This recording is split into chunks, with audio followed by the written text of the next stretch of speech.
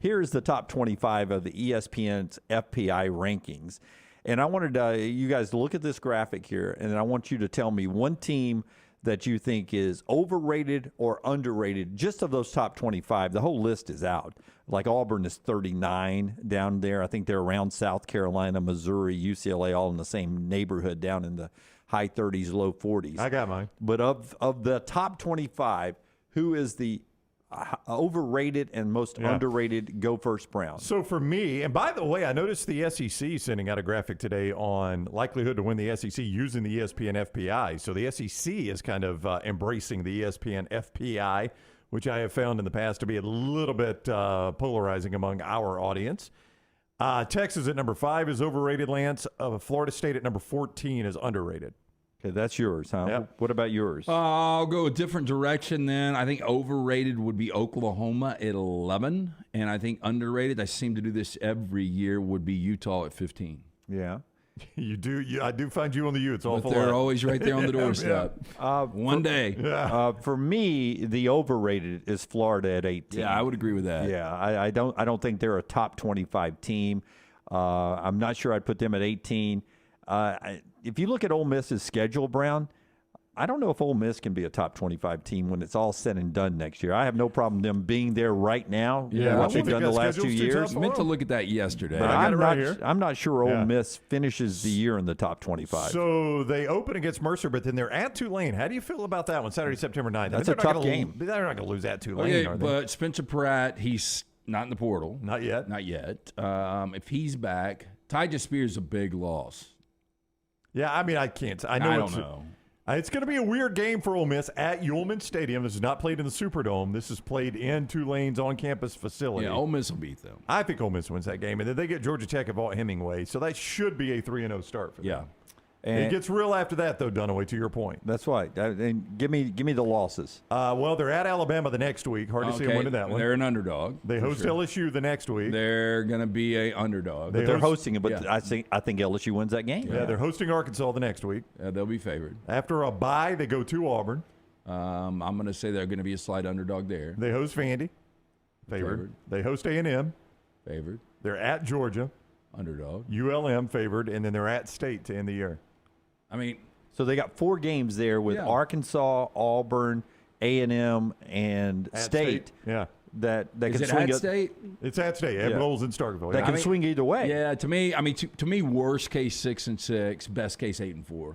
I mean, they're and 8-4. That's borderline getting you right there where they are. Yeah.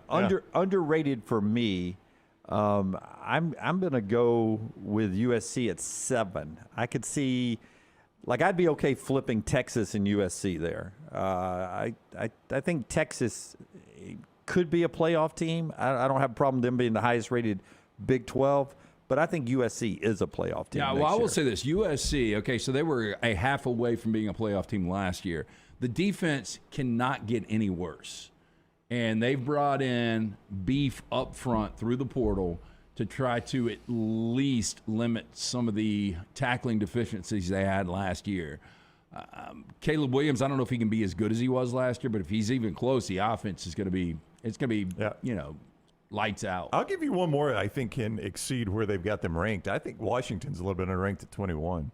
They are. A lot of expectations for them. Yeah. I don't know that Washington's a playoff contender, but I think they're better than 21st in the country, which is roughly 9-3, 8-4, probably 8-4 at that point. I think they're going to start 5-0. It does get a little tricky for them after their bye week, but I think Washington is a team that can make a little bit of noise in the Pac-12. A little bit more on that FPI in just a second and some of your thoughts over in the Coke Zero chat room. This is why the group of 5 currently never gets a chance. No G5s on that top 25, but A&M is, he says with a sarcastic remark about Texas A&M. A&M's roster is really good if they ever meet expectations, but you catch some losses there when you're playing in a Power 5 league as deep as the SEC. But to his point, I think there are 3 teams that are really good in the Sun Belt this year: Troy, South Alabama, and James Madison. Can any of them go unbeaten being in the Sun Belt and it being as competitive as it is? That's a very deep conference these days. I don't know in the American, the New Look American, if anybody can come out of that with enough quality wins and a big enough to get into the conversation. Same now with the Mountain West. I don't know. I don't know with the way the realignment looks if there's anybody in the group of 5 that can put together a big out-of-conference win and go unbeaten to get into the conversation like Cincinnati did 2 years ago. But I think what you have to do is you got to start by looking. Here's the tough needle that you got to thread if you're a group of 5 team until we expand this playoff next year.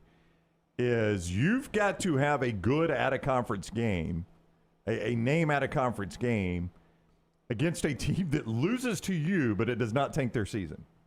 So Cincinnati played Notre Dame the year they made it into the playoffs, right? I thought they had one more. But they definitely played Notre Dame, right, the year they made it into the playoffs against Alabama. And they did have one more. It was Indiana. It was Indiana. And Indiana did not have a great year. Supposed to be good that year. And Notre Dame went on to be good enough that win mattered for Cincinnati. So that's the difficult needle to thread is I got to play a good enough school that it's a meaningful win that gets everybody's attention and bumps me up in the rankings. And then once I beat them, they can't have a crap year. I can't let them be 4-8 so that everybody's like, well, of course you beat Notre Dame. They're 4-8. Everybody beat Notre Dame except 4 crappy teams. So I mean, I'd have to go look Dunaway. I mean, I don't. To me, it would be Texas San Antonio, UTSA, because they got the quarterback back. Well, yeah. I mean, so. Obviously, Frank Harris is coming back for a 7th season, by the way. That's crazy. This is a guy that had over 40 touchdowns and 4,000 yards last year. You've got what I believe is a borderline elite coach in Jeff Traylor. You've got 15 starters coming back for the Roadrunners. 61 in the FPI is UTSA. I don't know why. That's a computer. But Lance, the game they would have to win is at Tennessee. Well, they're not winning that game. Okay, well, then you can forget them. Well, I mean, you've got it. I mean, it's a dangerous game for Tennessee just because of the quarterback and the players they've got back. A quarterback, if you're having an off day. Let me take that back. It is week 3. UTSA would have scored points against Tennessee last year. Oh, well, everybody that can throw the ball did. And you mentioned this. You asked the question to Jason Swain. Tennessee, I don't know if people realize this because of the good season they had. If you watched them play, you know they gave up a ton of yards. But they were 127th in pass defense. Everybody except Will Levis threw on them. Will Levis had like 98 pass yards against them. But everybody else that played them moved the ball through the air on them. Michael brings up another one that you missed on the graphic there. They were not listed. Would definitely be in your underrated. Kansas State is 27 in the FPI. The defending Big 12 champion, by the way. And I noticed that Kansas State wasn't on there, which I really don't understand because, again, we were talking about Chris Kleiman. It's a team that won 10 games last year. They've got 14 starters returning. Now, big losses. Adrian Martinez was really good in that offense last year. Deuce Vaughn is going to be a huge loss. Outside of that, though, they've got the majority of people coming back. They got a chance to get a SEC win. It's at Missouri.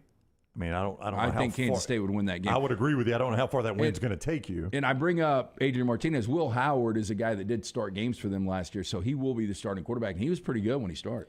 Gus Malzahn in UCF, they're 26, just outside. Others of note, Kentucky's in at 28. Arkansas slides in at 30. Mississippi State is 32. Others in the SEC, Auburn is 39, Missouri is 40, South Carolina is 42. Moving down the list, Matt Rule, Nebraska, 52. You'll hear from him later in the show as they get ready for their spring game. Georgia Tech, 65. Troy is in at 69 there. Kansas, after their big year last year, big year going to a bowl game, they're at 68, just ahead of Troy there. Vandy is down at 73, bringing up the end of the SEC. FPI, you can see that. We talked about it when it came out earlier this week. Another look at it there. You can find it at ESPN.com.